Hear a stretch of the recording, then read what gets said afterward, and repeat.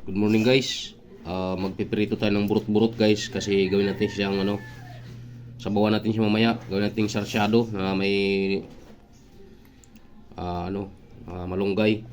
Ang gagawin ko ngayon guys, 4 na pirasong lalaking burot-burot po ito. Yan, may bihod pa siya. Nilinisan natin. Ayan wala siyang laman. Yan may itlog pa yung iba. Pipirituhin na muna natin mga kahabi yung ating isdang burot-burot. Yan guys yung ating prito. Brown na siya guys. Malapit na natin ma-achieve yung tamang kulay at saka tamang luto. Babalikan namin kayo mamaya mga kahabi pag naluto natin. Expresahan natin sa bawan o sa rin yung ating burot-burot. Inirito muna natin sa mga kahabi. Yan guys. Malaki yan mga kahabi. 3 pa lang yung nakasalang, may isa pa tayo, 4 ng isda natin. Palang lang natin siya guys para mabilis maluto. Ayan guys, ginawa na ako ng pig soup. Sabaw sa ating isda. Ayan guys, kasi okay na siya. Ang nilagay ko lang pala dyan mga kahabi ay sibuyas lang at saka luya na pinipilipit. Saka bawang.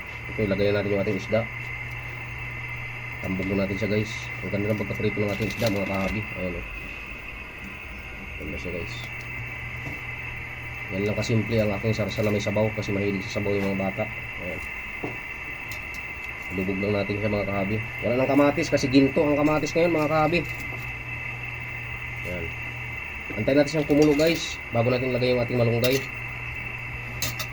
Para manunod sa isda yung lasa ng ating pig soup.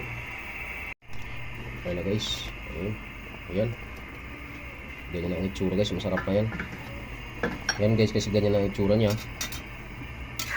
Timusan na natin mga kahabi. Tikman natin yung sabaw.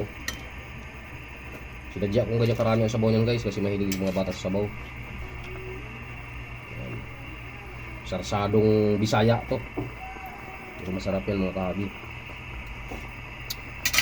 Sarap ng sabaw kaya ilagay na natin yung ating malunggay na pangpalasa ang lalo ang kavitamins.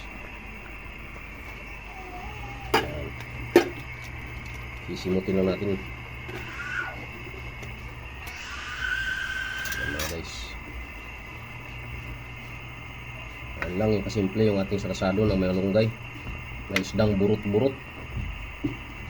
Isdang burot-burot po yan mga kahabi. Burot-burot po ang tawag sa amin yan. Kala ko matambaka, hindi pala. Burot-burot pala. Nakabalot na kasi yan sa mga kahabi nung binili namin. Naka-plastic-plastic na. 150 po ang isang plastic. Kung saan doon kami bibili ng lagi. Suki na kami doon mga kahabi sa Bulacan. Bulacan kami bumibili guys ng isda. Na kung saan naman malingki din si Catornilio doon. Yung dating tropa na dating kasama sa trabaho. Okay guys, dito na natin tatapusin yung ating video. Ayan yung isda natin Maraming salamat sa inyong pagmamasid o sa inyong panonood sa aking munting channel. Huwag niyong kalimutan at huwag kayong magsawa sa aking munting channel guys. Ramil Aplicador Vlogs at huwag niyong kalimutan pindutin ang notification bell sa bandang kanan nating video para updated po kayo sa mga panibago nating mga videos mga kahabi. Good morning po sa inyong lahat guys and bye-bye.